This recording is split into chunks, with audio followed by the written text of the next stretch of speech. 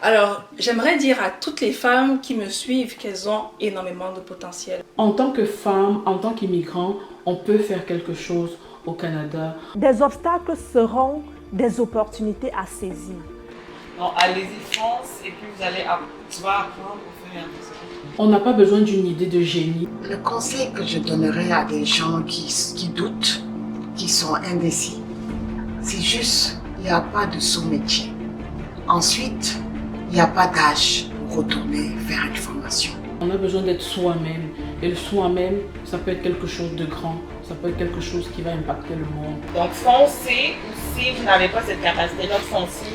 Liez-vous à des entrepreneurs qui offrent les mêmes services auxquels que vous aimeriez créer. Vous savez, quand on donne quelque chose à une femme, elle est capable de le multiplier.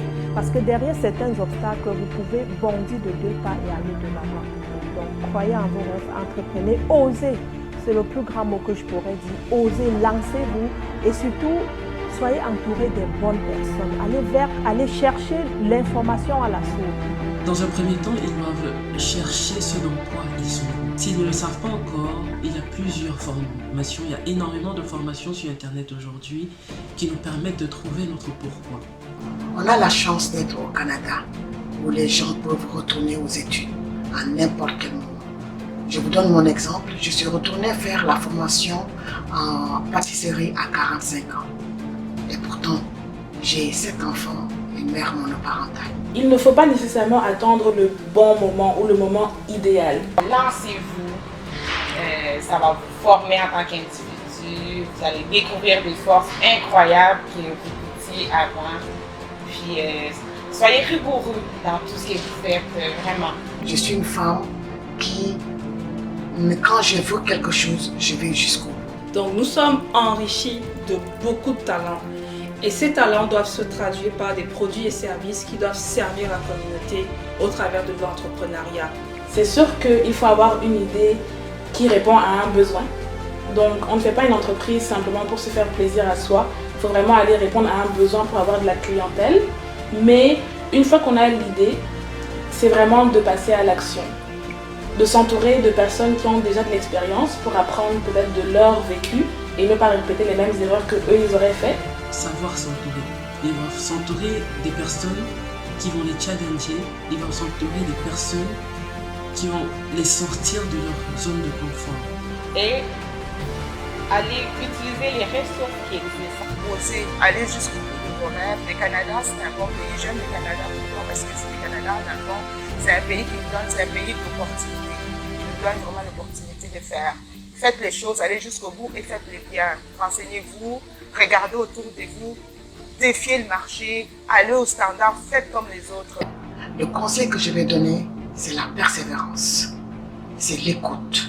C'est aller demander de l'information.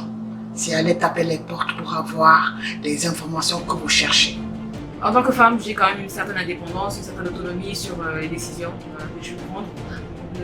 Le petit hic, c'est que voilà, t'es seule quoi, t'es en indé, donc tu te débrouilles, tu te bats comme tu veux, t'es pas en majeur, voilà.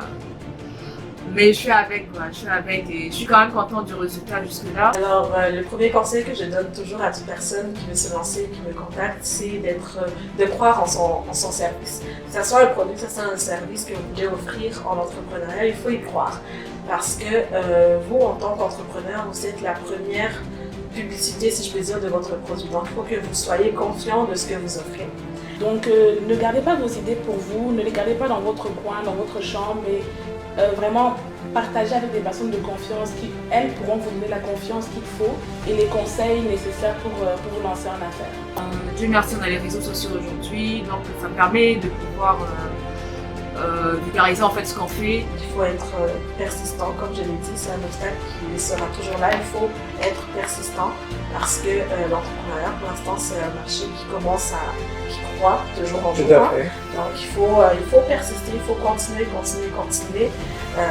pouvoir arriver au niveau que vous désirez. Donc c'est vraiment les deux conseils que je donnerais. Okay. Sortez de votre zone de confort et allez conquérir le monde. N'hésitez pas, les femmes, parce que l'avenir est féminin, n'est-ce pas? Tout à fait, Madame Thierry, tout à fait. Je suis tellement d'accord avec ce message. Nous sommes les cofondatrices de la marque de vêtements Twinny. Donc tout le monde peut faire quelque chose, il suffit de le vouloir. C'est juste qu'ils veulent comme plus s'investir dans ce créneau-là. La musique est trop forte, non, viens avec nous.